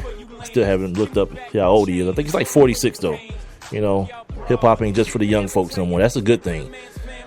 You know what I mean? The culture is moving forward, as many people thought in the early 80s, when it was still in its infancy. It was a fad, you know. It's gonna come and it's gonna go. Nah, this thing was here to stay, man. It's morphed. It's become, you know, something that may in fact be just unrecognizable to the Sugar Hill Gang. You know what I mean? Yeah. Brooklyn. That's a little remix. A little shout out to Jimmy Jones, Dipset. I work out to that joint. Like that Dipset, Diplomatic Immunity album.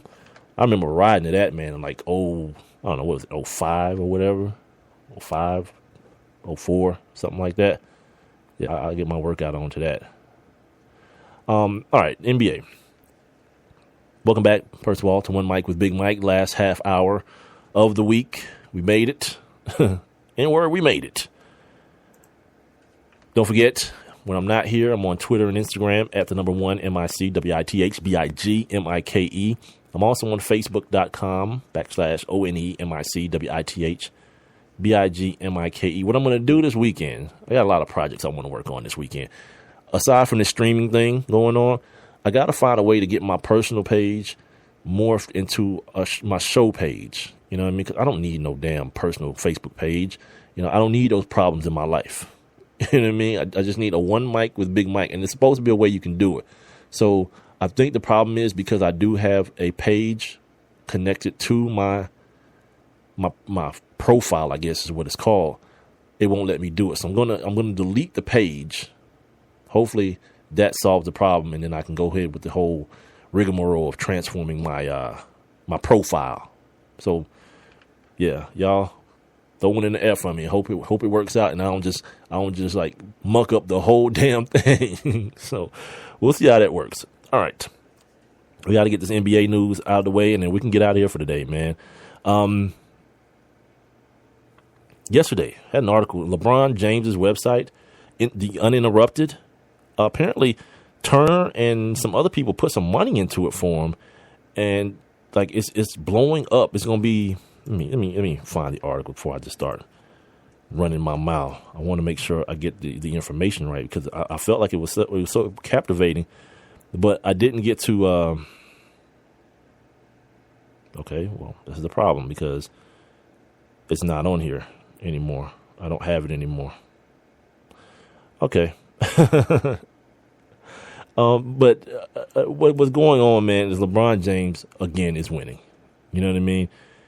He's in a situation where people are believing. If you don't know what the uninterrupted is, it basically just gives athletes a forum where they're not sitting there asking or answering like stupid ass questions from reporters. They're just free flowing. They're posting minutes. Ronda Rousey, Draymond Green, the big participants in it. They just post videos, basically saying what they want to say, and then expressing themselves without any particular filters, you know, without having to be prompted via question by reporters. Sorry, I'm still looking for this article because I can't stand not having something, having the proper information when I'm trying to talk about something, especially something that I found, you know, so damn interesting.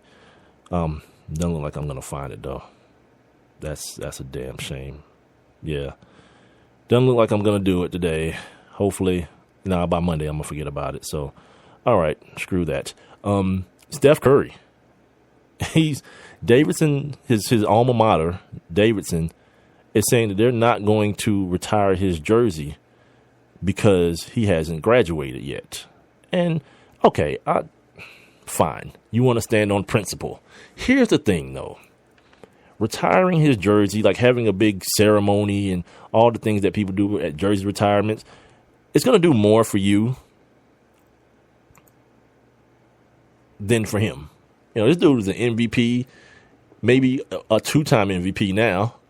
If he keeps going the way he's going this year, an NBA champion, maybe a repeat NBA champion. It might be. And here's the other thing, because many people, adults, might say, you know, that's good, getting his diploma, because guys like Kevin Durant, you know, got their jersey retired, and he was on campus for like 6 months, and they retired his jersey, which, again, I understand the benefit to your program is immense when you do something like that. But Davidson doesn't offer summer classes. So how is this kid supposed to get it? His diploma. You know, he's working right now during the whole semester situation that's going on in college. He's working. He got a real job, making hella money. And here's the other thing. If you're not going to retire my jersey, if you think, you know, it's cool, you don't want to retire my jersey because I didn't graduate, how about you don't cash that donation check to the program until I graduate either? How about we go ahead and post-date that thing? That way everybody's square. Nah, they probably going to cash that thing immediately. So, you know, I felt like it was weird, but, you know, just to have a reason to mention Steph Curry today, I think that's enough. And people can stand on two different sides of this. The principle, which I'm not a big fan of, whatever, dude. You know, if anything, you know, the degree does him no good. Like I've always said, I remember me and my mom got into it about this one time. We were talking about Kevin Garnett after he signed a $100 million contract. I was like, look, there is no, him having a degree and going and getting a job, he'd have to work at the best of jobs, a few lifetimes to make the money he's making right now without one.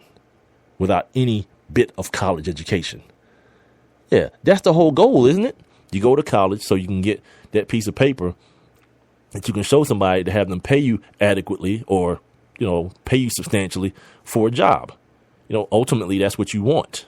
So if you can skip a step and go straight from, you know, where you were high school to the job with a whole bunch of money, what the hell do you need college for? I don't know. It's another one of those things that just happens because it's always been that way. And every time someone tries to say that to me, well, we do it because it's always been done that way. Slavery. Period. Yeah, slavery. That's the end of the argument. You know what I mean? Because if that's the case, I'd probably be somewhere with no feet. You know what I mean? I wouldn't be out in no field all damn day, picking no damn rice and cotton and sugar cane and all that stuff they had to do. It's too damn hot out here, master. Too damn hot. I'd be like Sam Jackson. Let me stop. Got me. All right. Anyway, in other news, Kyrie Irving, he's ready to start practicing, which is good. You know, because I love watching real point guards play point guard. It might not be as good for the. It might not be that good for the Cavs, though, because, you know, Kevin Love's been playing pretty well. You know, he and LeBron seem to have found something. But now you put Kyrie back into the mix. He's a point guard like Russ and like Steph. They like to have the ball. You know what I mean? They like to have the ball and do work. So I'm interested to see how that's gonna, manifest itself. Speaking of point guards, a guy who used to be a real point guard, Derrick Rose. I found this so interesting. Like the first line of this article that talks about Chicago turning on Derrick Rose and considering the Bulls being Jimmy Butler's team. You know, Jimmy Butler clearly the best player on the team, but them turning on him, it took me back to another place. It took me to a place here in Atlanta. Like who was the they we're talking about? Because that was said about a young man named Michael Vick here in Atlanta. And the they wasn't the everybody they. It was really the white they and the animal-loving they. And in a lot of cases, that was one and the same person. But to this very day, yeah, the black they, yeah, they, like, I can't remember that dude's name. Dude used to call our show. He was like, I'm Mike Vick for life or to the death or something. He said, I was like, wait, what?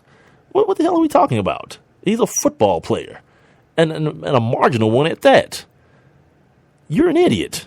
But when I saw this thing about Derrick Rose today, I thought the same thing. I was like, maybe they're not talking, because this kid, and he's in a different boat than Michael Vick was here. You know, Derrick Rose is a product of Chicago.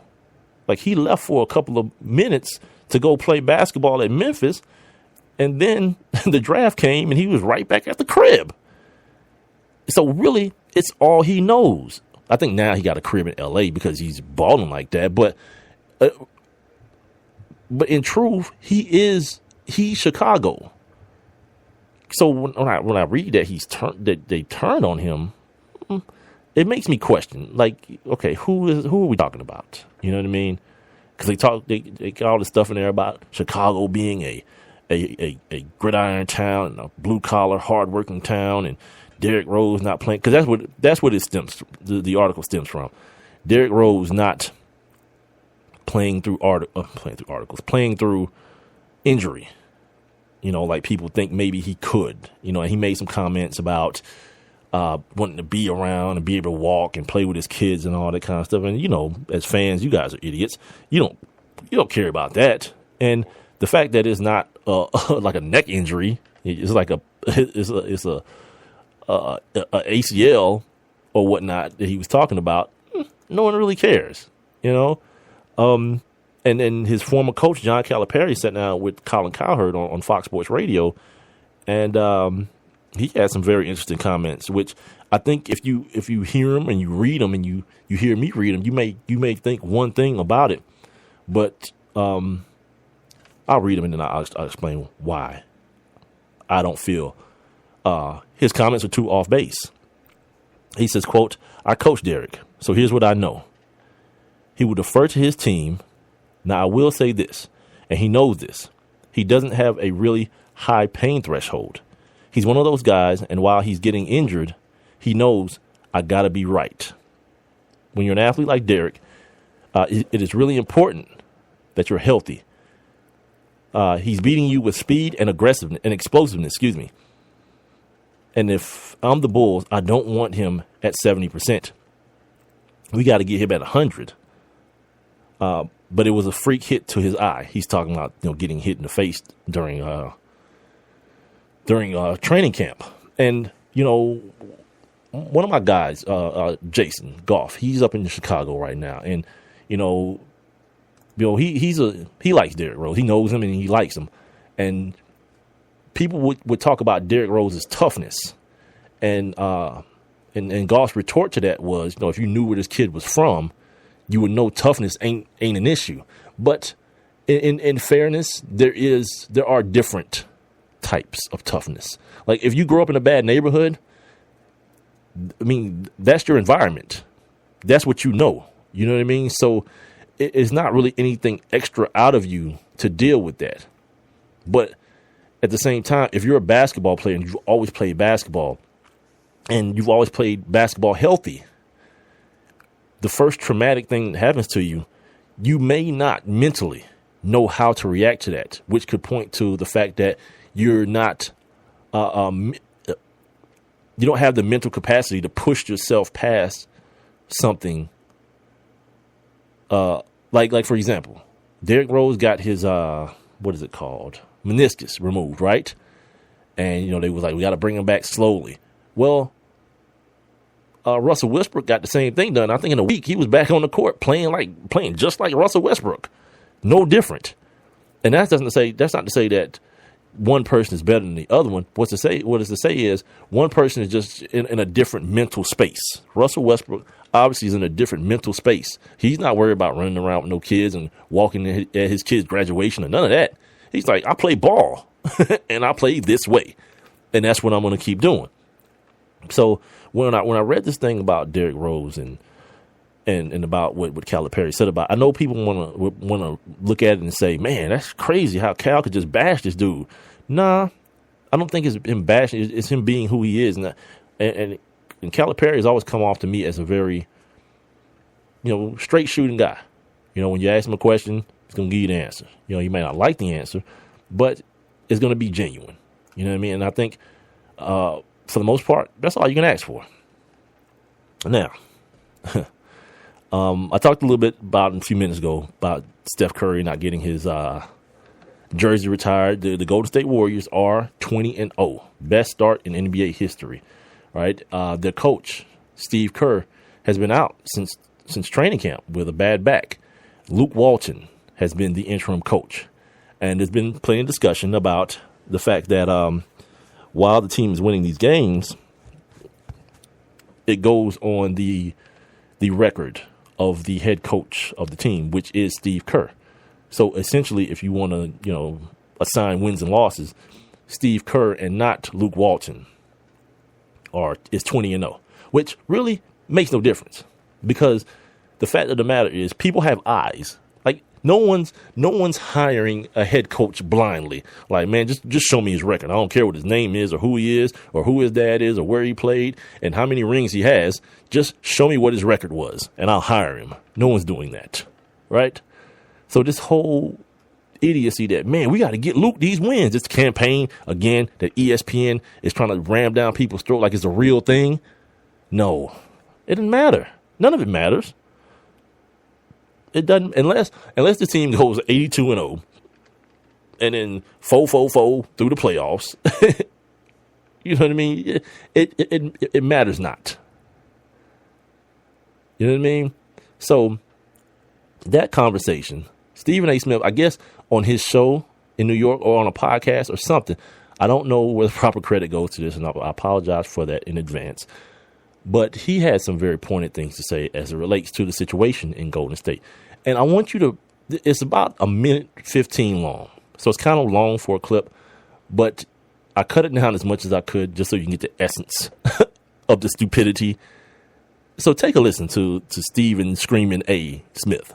People are in an uproar because, after all, you got a guy, Luke Walton, who's the assistant, who's 20-0, but he doesn't get any credit because the 20-0 goes to Steve Kerr's record, who hasn't even coached because he's been sitting out because he's got back issues. I like Steve Kerr.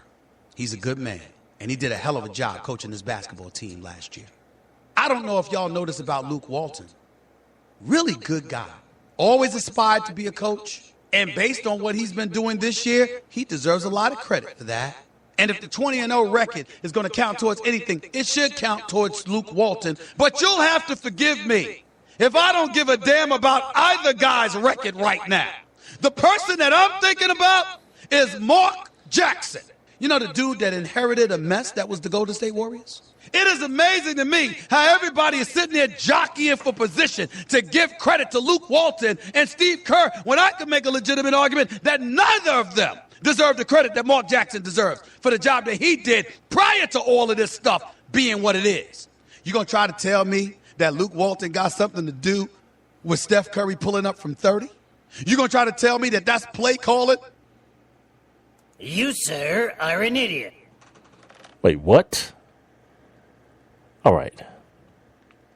Where do I start? With the amount of things that are terribly, terribly inaccurate with what he's saying. Apparently what he's saying is that if you have a talented player on your team that can do things that many people can't do, that your credentials as a coach should be diminished. So is he talking to Phil Jackson? Is he talking to Red Auerbach? Is he talking to the name, the coach of the undefeated UCLA Bruins that had Bill Walton and Lou Alcindor? What's happening? Oh, speaking of what's happening, Kobe. Kobe just shot a 30-footer. I can't watch this, dude. Excuse me. Let me turn my television and I'll get back to you. Oh, was that Lou? Was that Lou? Yeah, I don't care who it is. Bad basketball. I'm out of here. I'm out of here, dude. This is ridiculous. Okay, so I thought we were done with this whole Mark Jackson needs to get credit for what Steve Kerr has done, and now he needs to get credit for what Luke Walton is doing. Look, man, Mark Jackson, the very few things are all bad, and very few things are all good. You know what I mean? So you ever had those situations where your boy thinks he's helping you, but really all you want to do is shut the hell up? Like, stop talking, my man. You're not doing Mark Jackson no favors, because inevitably the point that he was trying to convey by stepping on somebody else's accomplishments is saying that Mark Jackson deserves another chance at coaching. But there are many reasons why you can see why he doesn't. Now, I'm not saying he doesn't. I don't know. But there are reasons more than because the race thing came out in this sport that has a lot of bad black coaches. You know, look what's happening in New Orleans. Look what's happening in L.A. Both teams. You know what I mean? Yeah, there's black coaches everywhere that are terrible at their jobs, and they still got them. You know what I mean? Like Doc Rivers. Like, we got to get over this thing that Doc Rivers is some mastermind of a coach. He's about to get his ass ran out of. Remember, he got his ass ran out of Orlando. He's about to get his ass ran out of Boston until Hall of Famers started knocking at the door. And it was like, wow, Doc's a genius, and so is Danny Ainge. So is Danny Ainge. When none of those things are true. You know, this is why when he wanted to leave, Danny Ainge was like, no, but really, I just want a bunch of stuff, picks for him. And yeah, he can kick rocks. Go out there and do just be a bad coach. The team's imploding. Josh Smith is cussing people out. DeAndre Jordan still can't hit free throws, and they're getting worse. He ain't even hitting the rim no more. Come on, man. But again, I guess you're obligated. If you're black and it's the NBA, you should, you know, you're deserving. The hell out of here. Stephen A. Smith is an idiot. You know, the same dude that while people were saying Draymond Green needs to start. No, Draymond, you keep coming off the bench. This is Mark Jackson. Yeah, then Steve Kerr came in and did what? Right. And then when people you start asking me, like, what has Steve Kerr done? What has Luke Walton done? Have you seen Draymond Green play basketball this year? Have you seen his triple doubles? He had back-to-back triple doubles at one point. I think he's the first Warrior since like Rick Barry to do that. You know why? Because he is Steph Curry. He's the decision maker. When you try to do that thing where you're trapping Steph Curry to get the ball out of his hand, you know who the ball goes to in the middle of the floor? Draymond Green. You know what Draymond Green does from there? He makes the decision. Now we're playing 4-on-3. So the guy with the ball, Draymond Green, has to either take the shot or make something happen for somebody else. And he's been doing a masterful job at it. But I guess you give Mark Jackson that credit too. I guess that's what you do. You know, that's called a coach's adjustment and not letting his best player get bombarded so that when time comes, you don't know what to do. You can't trap him all game. So when you don't, he's busting your ass with threes from 28 feet, 30 feet. But I guess that's Mark Jackson, right? Yeah. He tries to point out the fact that Draymond Green gave Mark Jackson a hug after they won the championship. So what? Like, a player liking a coach doesn't make that coach a good coach. Just makes him a likable coach. You know what I mean? There's plenty of dudes that are likable. Mark Richt is in Miami right now. No one on that team, no one who has played for Mark Richt, not that I've heard, had anything bad to say about that man. Even guys who got kicked off the team by him. Stand-up dude, right? But he's at another gig today. So Draymond Green liking Mark Jackson. You know, Steph Curry, Klay Thompson liking Mark Jackson. And on some realness, there's word that Harrison Barnes didn't too much care for him. Or Andrew Bogut didn't really care too much for him. But no one wants to tell that story because I like Mark Jackson. I think Mark Jackson is a hell of a damn analyst, man. Like, he and Van Gundy together, you know, there are times where plenty of times, not just times, there's plenty of times I get smarter hearing those two dudes. And they entertain me too, on top of everything. I get entertained. So I get the double whammy from my sports viewing. We got about 5 minutes left in the show today. Thank you guys for joining me as we wrap up this conversation about Mark Jackson. But it's really about Stephen A. Smith being an idiot. So yeah, let's wrap it in that package. Stephen A. Smith being an idiot. They talk about in this article the staff he put together, a staff that inevitably started hating him, a staff that, when it was all said and done, one member, a member that he fired because he was recording meetings with Mark Jackson. He fired. He's the only one that was left after the carnage with a job. And let's not forget, there was the whole prostitution thing that Pastor Jackson was going through. You know, the hooker that was trying to extort money from him. Yeah, you can't be a dude that's a power drunk guy that don't want to listen, don't want to work with the administration, feel like you got all the answers. You don't trust your assistants enough. Like, come down here to Atlanta. If you're not from Atlanta, at the halftimes on Fox Sports South, or what is Fox Sports Southeast now, Coach Budenholzer never does halftime interviews. It's always a different assistant. Mark Jackson would not allow his assistant, like he's college, you know what I mean? He would not allow his assistants to do interviews, to do press, you know. And they didn't dislike him because of that. He didn't let them do press because they disliked him for other reasons. Because anytime somebody had an idea, he'd shut them out. Anytime someone challenged him on something, he'd shut them out. So yeah, this describes his coaching style as this. He relies more on man management and inspiring and inspiration more than tactics. And I heard that a lot from people who are more, tied in than me. That the dude couldn't call plays. Like he tried to be an inspirational guy and had these dudes at chapel, and they come to his church when he was preaching and all this kind of stuff. But when it came down to the X's and O's and doing coach stuff, he couldn't do it. He's more of an inspirational or a cheerleader. And at times, that's going to work. When you got young, hungry kids that like you, that's going to work because they're going to play for you. But then when it's time to go to that next level, we saw it down here with guys like Mike Woodson, right?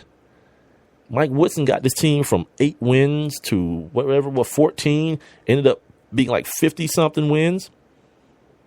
But then he had to go. Then it was Larry Drew, who just basically kept that same thing going on, 6, 7, 8 seed in the playoffs. But then you want to get away from those destination leaders, the guys that take you to a certain point and just drop you off. You want to get to that guy that's going to take you past that point into that ultimate destination, which is the championship, which is where, like, now championship really ain't even a part of the conversation when you talk about these guys anymore, the Golden State Warriors. Now it's about 72, 73 wins. That's what you want. And that's what you get when you have a championship pedigree. Like Luke Walton, by the way, championship pedigree. Steve Kerr, championship pedigree with a few teams. Mark Jackson, not so much. So before you jump on Stephen A. Smith's bandwagon, and I hope you're not, hope you're smarter than that, with his old, yeah, he's black, so he don't have a job. Because that's your man. That's fine. But if you my friend and you sticking up for me, first do this. Know what you're talking about so that we both don't look like idiots. Anyway, ladies and gentlemen, that's going to do it for me for this week. First week of December gone. 2015 is gone, man. It's out of here. Once again, happy birthday to Jehovah, Sean Carter, a.k.a. Jay-Z. You've been listening to One Mic with Big Mike on Spreaker.com or the Spreaker app for your mobile devices. You guys make sure you follow me on Twitter and Instagram at the number 1 MICWITHBIGMIKE. That's One Mic with Big Mike. And on Facebook, make sure you like my page and all that good stuff. Facebook.com/ONEMICWITHBIGMIKE. Don't forget next week, Kenny Anderson on Tuesday. Depending on how these games turn out, maybe a guest from the upsetting team. And Branson Wright's going to join us. We're going to figure out what's going on in Cleveland with Johnny Manziel and all their troubles in that neck of the woods. Also, don't forget, you can get the show downloaded or stream it on SoundCloud and YouTube once I'm done. And also, I got my stream popping today. I'm gonna find out what the link is to this whole joint, and I'm gonna be able to give y'all the link, man. And we gonna rock this thing, man. We're gonna do this. We're gonna do this the stream thing. I think you can chat with me on this joint too, but I'm gonna figure it out, right? And I'll see you guys on Monday. You guys have a great weekend, and we'll try to do it all again next week. Have a good one.